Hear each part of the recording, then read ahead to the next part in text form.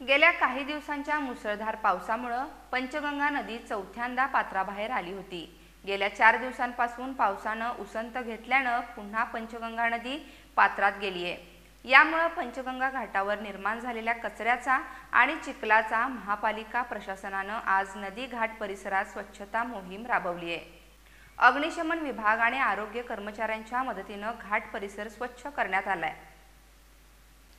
अलीकडील काही दिवसांतील मुसळधार पावसानंतर पंचगंगा नदी चौथ्यांदा पात्राबाहेर आली होती। नदीला पूर आल्यानं रस्त्यावर मोठ्या प्रमाणात कचरा आणि चिखल साचला होता।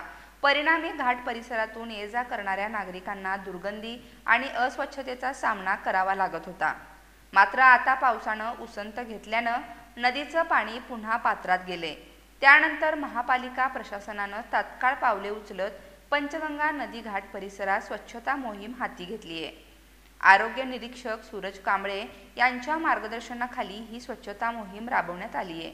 यामध्ये महापालिकेच्या अग्निशमन विभागाचे पाण्याचे टँकर आणि NCAP मल्टीपर्पज डस्ट सेपरेशन वाहनाचा वापर करून परिसरातील साचलेला चिखल आणि कचरा हटवण्यात आलाय।